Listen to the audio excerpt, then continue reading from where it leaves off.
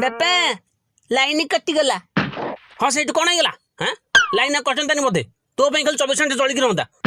ବାପା ଆଉ କ'ଣ ପାଠ ପଢି ପାରିବି? ଯାଉଛି ବାହାରେ ଯାଇ ଖେଳିବି। ଚୁପ୍, ସବୁବେଳେ ଖାଲି ଖେଳ ଚିନ୍ତା। ନେ ଏ ଲଣ୍ଠନଟା, ଆଜି ଆକୁ କିଣିକି ଆଣିଛି, ଜାଳିକି ପଡ଼।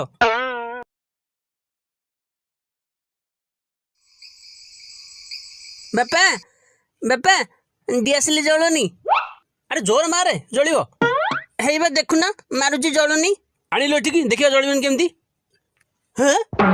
ଆରେ ଏଇ ଡିଆସିଲି କାଠି ଗୁଡାକ ଆଗରୁ ଜଳି ସାରିଛି, ଆଉ ଜଳିବ କେମିତି? ଆକୁ କିଏ ଜାଣିଲା? ବାପା ମୁଁ।